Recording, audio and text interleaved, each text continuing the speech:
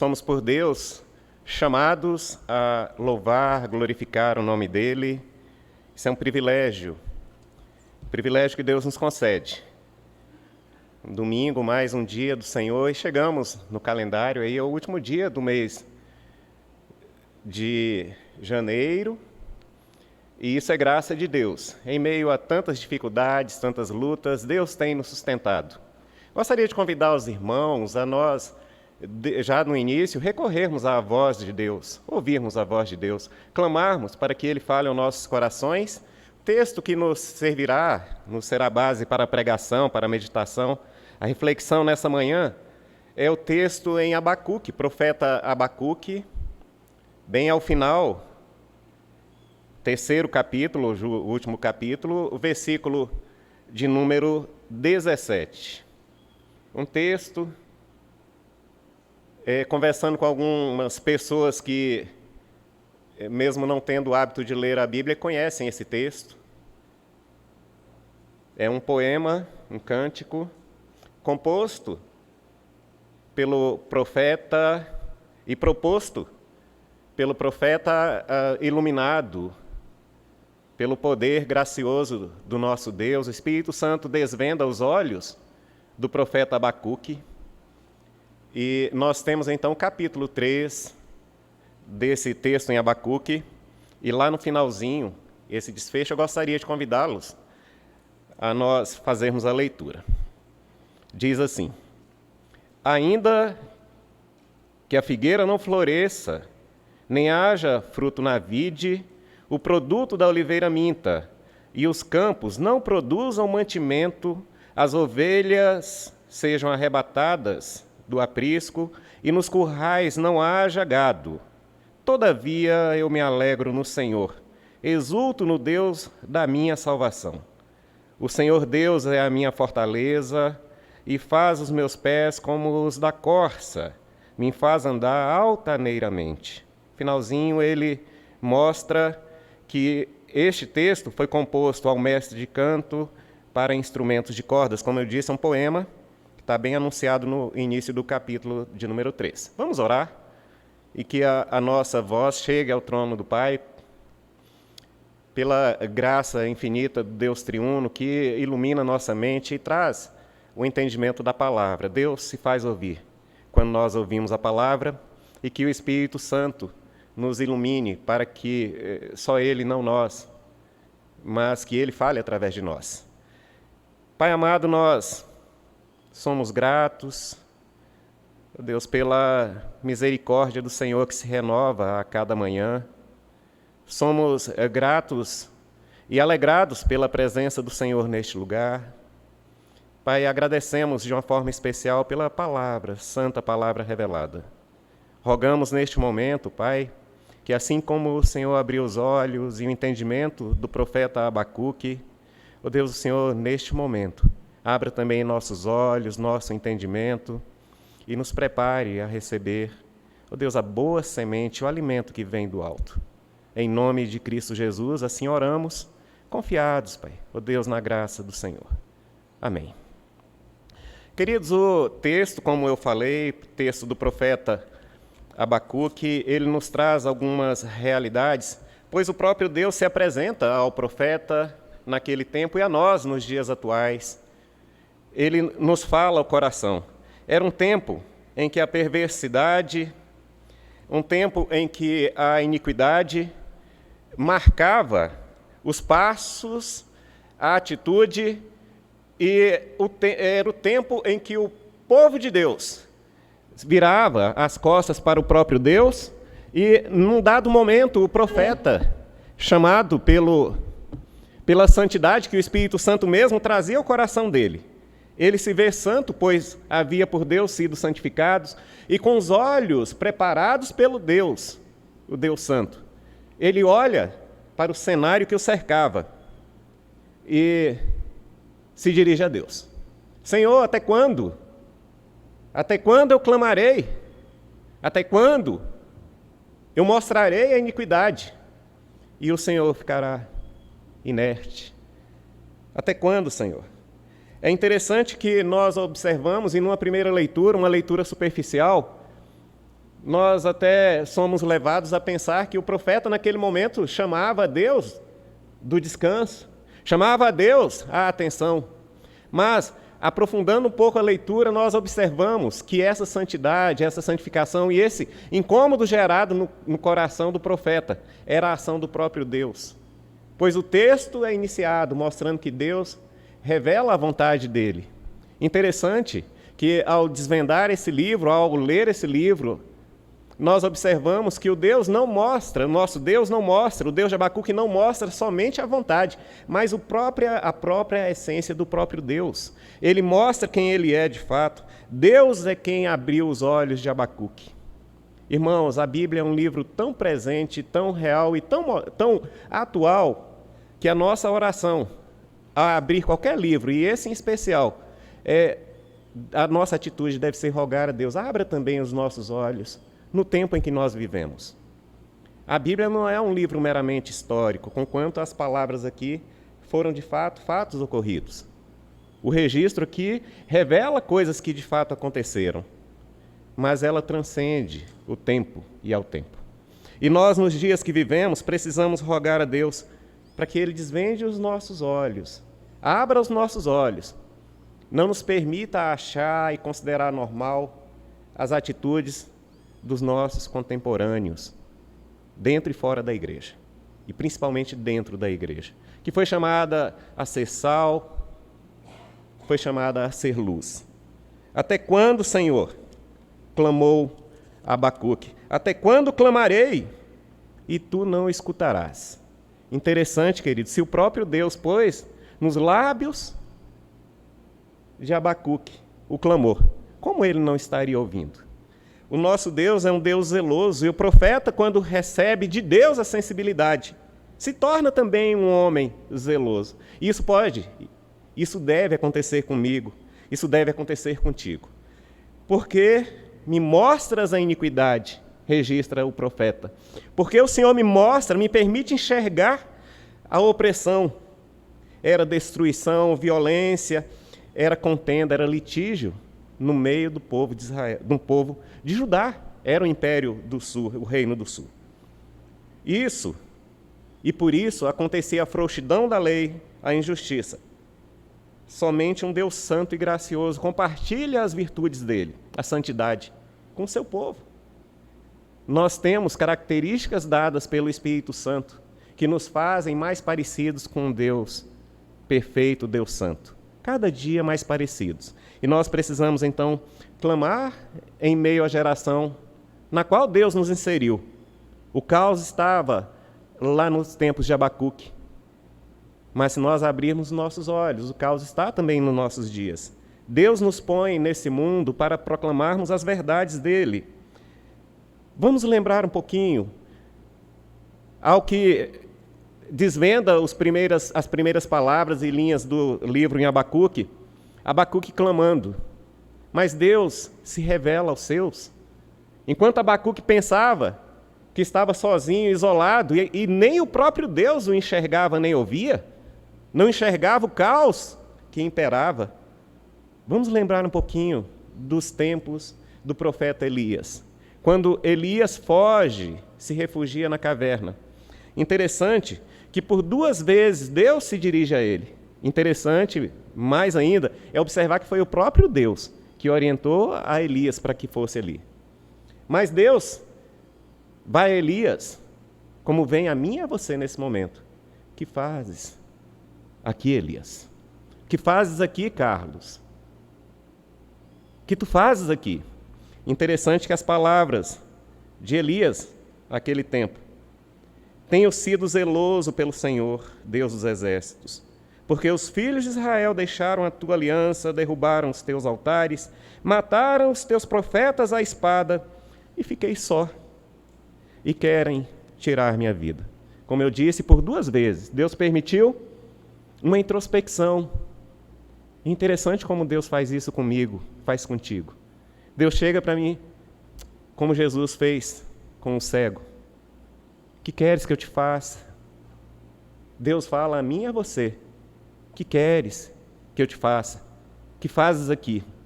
Para que nós possamos um pouquinho desfrutar do revelar de Deus em nossas vidas. No final da conversa de Deus com Elias, ele fala para o profeta, depois de dar-lhe uma missão: também eu, o próprio Deus, conservou em Israel 7.000, todos os que Deus, o próprio Deus, não permitiu que dobrassem os joelhos a Baal nem o beijassem. É Deus quem preserva, queridos, e a Ele deve ser o nosso louvor e a nossa glória. Deus é quem preservou Abacuque, Deus que preservou a Elias, é o Deus que nos preserva hoje. Se hoje eu consigo contemplar o caos e me sinto incomodado, assim como Paulo, vagueando, andando por Atenas, tinha o seu espírito incomodado, perturbado diante da idolatria reinante. Hoje nós não podemos fazer vistas cegas ou não nos fazermos indiferentes em meio ao mundo no qual nós vivemos. Não está certo, queridos. A igreja não pode ser indiferente. A igreja precisa estar atenta. Resumidamente, o texto no profeta Abacuque, ele nos traz primeiro um clamor do próprio profeta. Nós sabemos que foi motivado pelo próprio Deus. Até quando, Senhor? E ele busca o próprio Deus. Até quando o povo vai continuar pecando? Até quando eu vou clamar ao Senhor e o Senhor não vai me escutar? Até quando, Senhor? Mas Deus se revela e mostra para Abacuque, respondendo aquele questionamento. E ele mostra um povo poderoso, um exército poderoso, os caldeus que marchavam, dominando todos os povos, e sob o qual o próprio povo de Deus, Judá, cairia. Eis o soberano, o Deus Todo-Poderoso, usava uma nação poderosa, um império poderoso, para disciplinar o povo. Mas a mente humana, limitada, que não consegue enxergar num primeiro momento, e nem vai enxergar nunca o total, a totalidade da soberania e da graça de Deus, da sabedoria divina. Porque dia após dia nós vamos caminhar, mas jamais vamos chegar a conhecer o infinito. Mas Ele vai se revelar a nós, paulatinamente. E a começar de agora, dos tempos e dos dias presentes, nós precisamos buscar a presença de Deus, para que Ele se revele. Buscar-me-eis e me achareis, quando me buscardes de todo o vosso coração. Deus fala então a Abacuque: esse povo que eu levantei, fui eu quem suscitei esse povo. Disciplinará sim o meu povo, mas eu depois exercerei justiça. E é um registro da soberania de Deus. Todos os povos estão sob o domínio de Deus. Todos os povos. Lá no tempo de Abacuque. Mas hoje também. Quantas e quantas vezes, e hoje a mídia, hoje a comunicação social nos torna mais, talvez, com a privacidade invadida, com a mente invadida. Hoje talvez seja. Existem teses de que esse invadir da privacidade, ou essa invasão da privacidade, tem tirado a nossa paz, tem tirado o nosso sono, tem tirado a nossa saúde. Porque eu sei de tudo que acontece lá fora, e muitas vezes não sei do que acontece ao meu lado. Muitas vezes eu desconheço o que acontece na minha casa, porque eu estou tão envolvido nas tramas que acontecem no cenário político, em tantos outros cenários, que eu não tenho mais saúde para lidar com os problemas do dia a dia. E como eu tenho visto muitas vezes, na rede social mesmo, nas conversas, o nosso povo, o povo de Deus, o povo do qual eu faço parte, preocupado com tantas tramas, o povo fulano de tal que está se levantando contra nós, e assim como Abacuque, naquele momento, se esquece que tem um Deus que está acima de tudo e de todos. Um Deus que reina soberano. Os caldeus viriam sim marchando como um exército poderoso, mas maior é o nosso Deus. Então Deus mostra que exerceria também juízo sobre os caldeus. Então Abacuque, após o desvendar da vontade e da pessoa de Deus, ele descansa. E ele compõe, então, ele escreve, então, e ele registra, então, o seu entendimento no capítulo 3. O capítulo que nos serve por base hoje para a meditação, lá no finalzinho. O nosso Deus, querido, reina soberano. Há segurança para aqueles que conhecem a Deus, mas o que desconhece vive apavorado. E como eu tenho visto o pavor, muitas vezes dentro da igreja. Como eu tenho visto o pavor. E o que desvenda e o que revela esse pavor, esse medo, esse temor, é que muitas vezes nós nos mobilizamos, não para fazer o que a Bíblia nos orienta, mas para fazer aquilo que a nossa mente nos orienta. Nós nos mobilizamos, mas não para fazer o que Deus nos requer. Só existe, queridos, uma forma de nós alcançarmos o favor de Deus, nós nos submetermos a Ele. O temor de Deus, como leu o reverendo Rafael agora, o temor de Deus é princípio de sabedoria. Nós precisamos nos quebrantar, precisamos buscar a presença de Deus. Conta-se uma história, eu não sei se já falei aqui para os irmãos conhecem de outro lugar, que em um voo, numa viagem, uma turbulência assolou aquele voo e os passageiros daquele avião, tripulantes, tiveram que adotar as medidas de segurança no voo. Os tripulantes mais tranquilos, porque estão para isso preparados, mas os passageiros ficaram desesperados e na iminência, na perspectiva dele da queda e da morte, fizeram as confissões de pecados aos que estavam ao lado, viveram momentos de aflição, viveram momentos em que a morte batia às portas. E foram longos aqueles momentos, conquanto no cronômetro, no relógio, fosse um tempo pequeno, mas uma eternidade para eles. Depois de descabelados, esbaforidos, a turbulência passou. Aí a tripulação levanta os comissários e vão atender aqueles que estavam ali, os passageiros. E um por um, até que chegaram um menininho que estava numa das cadeiras da frente, e ele estava tranquilinho, lendo o livrinho dele. E chamou a atenção de todos os passageiros e da tripulação. E alguém chega para o menino: filhinho, você está bem? Estou bem. Você não se machucou? Não. Você não está nervoso? Não. Mas por que você não está nervoso? Todo mundo desesperado. Ele falou: não, papai é o piloto do avião. Quem é que está pilotando a tua vida? Quem é que está no comando das nossas vidas? Da nossa igreja? Do nosso país? Quem está no comando desse mundo no qual nós vivemos? É você? É o presidente da República, o governador? Fica desesperado. Fica. Vê se os equipamentos de salvaguarda, de salva-vida estão em condições. Pode ver. Fica desesperado. Porque o fim está próximo. Mas veja o que acontece quando a verdade que a Bíblia nos revela, nos mostra o Deus da verdade da Bíblia. Veja o que acontece com Abacuque, aquele homem desesperado no início do texto. Aquele homem desamparado no início do texto. Aquele homem injustiçado no início do texto. Aquele homem que conseguia enxergar em Deus defeitos da omissão. Ou da injustiça, quando mandou marchar, ou revelou que marcharia um povo ímpio contra o povo agora santo. Abacuque já via no povo perverso antes santidade. Veja a mente do ser humano diante das circunstâncias como oscila. Mas, na verdade de Deus, nós conseguimos alcançar a sobriedade pela graça do Deus Altíssimo. Quando nós olhamos o capítulo 3, não tem nada romantizado.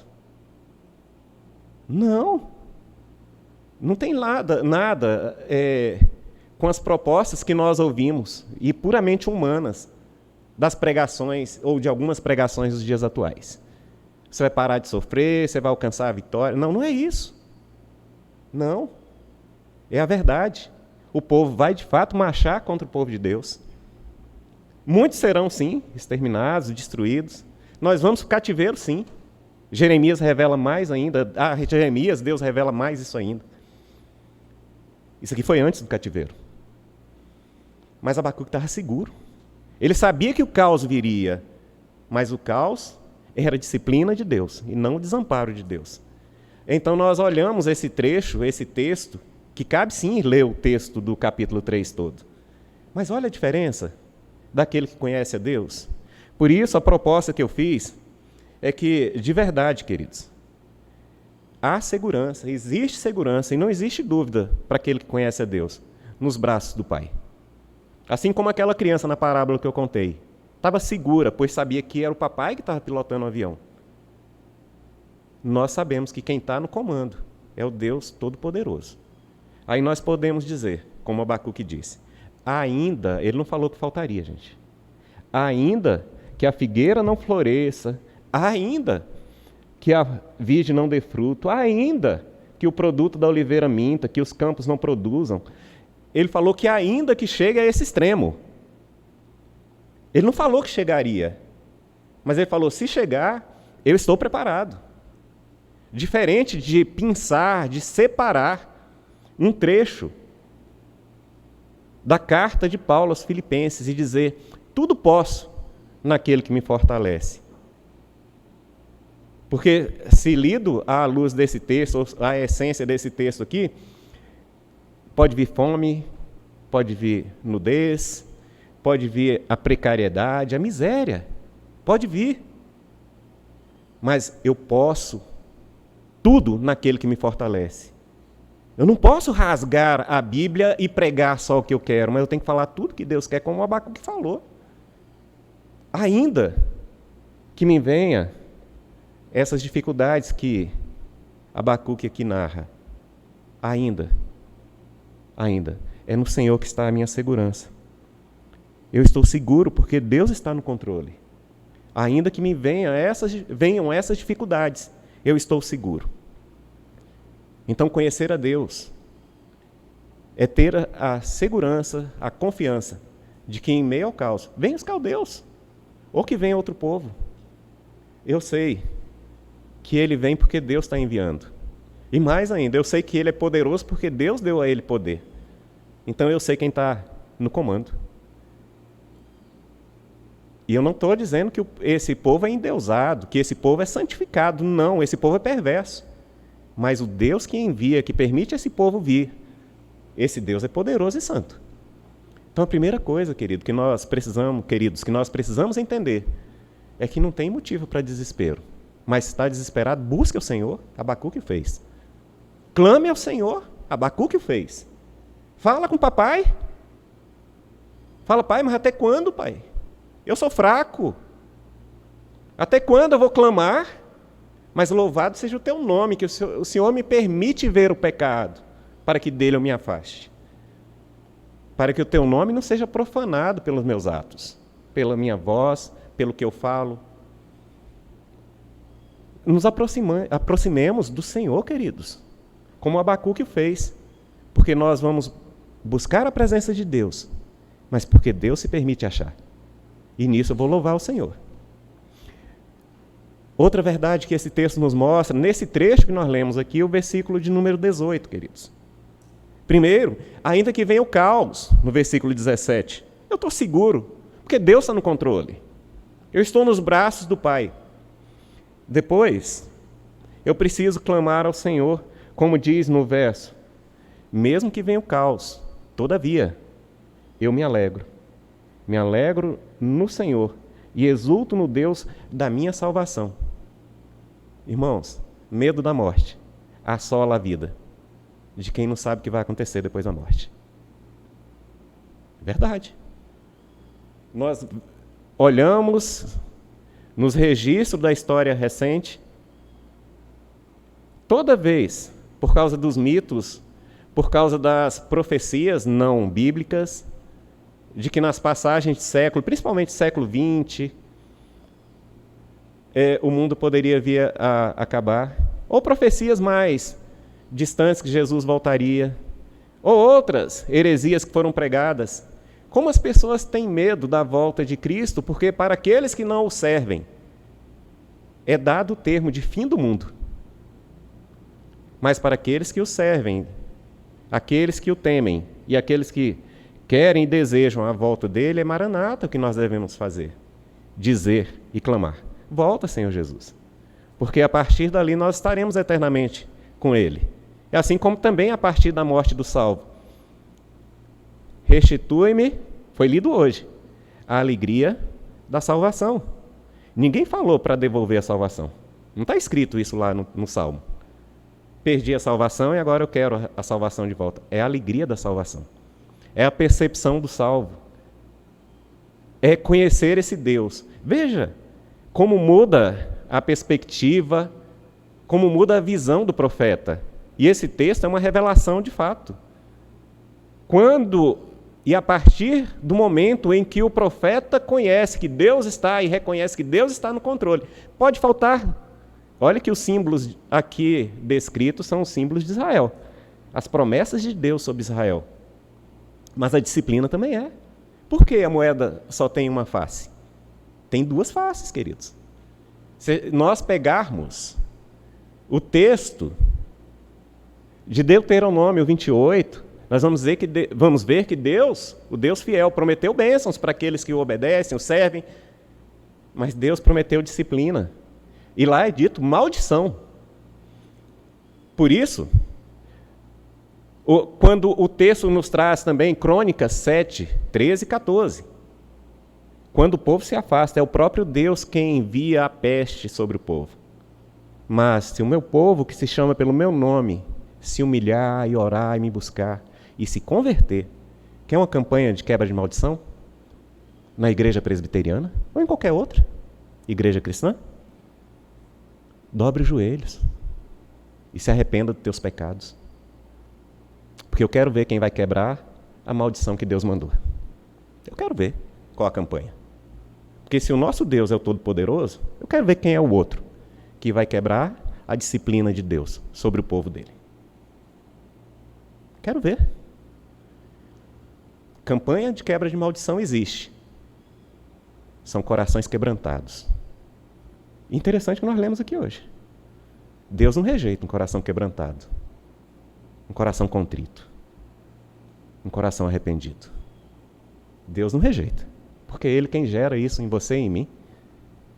Então que Deus restitua, em meio ao caos, a alegria da salvação no meu e no teu coração. Aí sim, nós poderemos, como Abacuque, compor o poema, ainda que a figueira não floresça, ainda que o caos venha. Senhor, restitua-me a alegria da salvação, porque é no Senhor que eu me alegro, na certeza, na convicção de que o Deus fiel me salvou. E o Deus fiel, que é fiel, Ele vai cumprir, vai completar a obra dele em minha vida. Deus está no controle e nos braços do Pai há segurança. Nos braços do Pai há segurança. Mesmo que venha o caos, mesmo que venha a morte, eu sei que nos braços dele eu estarei. Restitua a alegria da salvação para que eu não profane, que eu não peque, que a tristeza não tome conta de mim.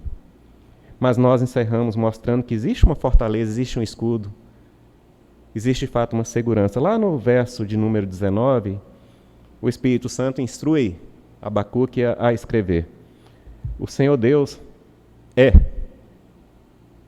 não será. Ele foi, Ele é, e Ele será eternamente a minha fortaleza. Aí sim, eu queria chamar a atenção e gostaria de convidar os irmãos a uma reflexão, de uma caminhada enquanto igreja. Interessante que, se Deus, Ele me dá a segurança, a alegria da salvação, Ele me mostra que em meio às dificuldades que eu vivo, Ele está no controle. É necessário nós darmos testemunhos. Ele faz os meus pés como os da corça e me faz andar altaneiramente. Esse trecho do texto me mostra que eu devo me comportar, andar, caminhar, enquanto aqui viver. Enquanto aqui viver. Como salvo. Como sal, como luz. Eu preciso mostrar para esse mundo. Você precisa mostrar para esse mundo, nós precisamos mostrar para esse mundo que existe um Deus poderoso. Interessante, voltando àquela parábolazinha. O testemunho daquele menino mostrou que o piloto era confiável. E o testemunho da minha e da tua vida? Tem mostrado para o mundo que o nosso Deus é confiável? Ou é o contrário? Será se nós, enquanto servos, será se nós, enquanto filhos, nas nossas atitudes, quando vêm as dificuldades, e virão, Jesus disse que viriam, e se Ele disse virão mesmo, será se nós temos nos comportado como órfãos? Será se nós temos profanado com os nossos atos, nossas atitudes, o Deus da nossa salvação? Queridos, ainda que a figueira não floresça, Deus está no controle. Ainda que não haja mantimento, Deus está no controle. Ainda que os caldeus marchem, ou outro povo marche, hoje eu não posso citar outros povos, ou outros fantasmas da nossa mente marchem contra nós, Deus está no controle. Descansa no Senhor. Se alegre no Senhor. Clama ao Senhor. Clama ao Senhor para Ele restituir a alegria da salvação à tua mente e no teu coração. E declare ao mundo que Ele é a tua fortaleza, o teu escudo, o teu protetor, aquele que te guarda, o guarda de Israel, que não dorme, não cochila, que está atento, de prontidão, o tempo todo para te guardar. Aí sim, ande de forma sublime, mostre para esse mundo que você não pertence a esse mundo, que você está aqui, nós estamos aqui para proclamar as virtudes de Cristo. Vamos orar? Porque nos braços do Pai, de fato, verdadeiramente, existe segurança. Pai amado, Deus amoroso, Deus bondoso, misericordioso, Deus todo-poderoso. Diante do Senhor nós nos encontramos. Pai, queremos neste momento agradecer, Pai, meu Deus, pela palavra revelada. E rogamos que o Senhor visite, Pai, a cada um dos teus filhos neste momento. Meu Deus, no poder gracioso do Espírito Santo, trazendo a nossas mentes e aos nossos corações, Pai. Meu Deus, que não há problema maior, mais poderoso, meu Deus, do que o Senhor. E que o Senhor está no controle, Pai. O Senhor governa soberanamente sobre tudo e sobre todos. O Senhor usa os meios ordinários para revelar o poder extraordinário do Senhor. Deus fala ao teu povo. Deus restaura nos nossos corações a alegria da salvação. E dá-nos, ó Pai, a capacidade de dar o testemunho de um povo, Deus, confiante, um povo que, mesmo em meio ao caos, revela essa confiança no Senhor. Abençoa-nos, Pai, no nome de Cristo Jesus. Amém.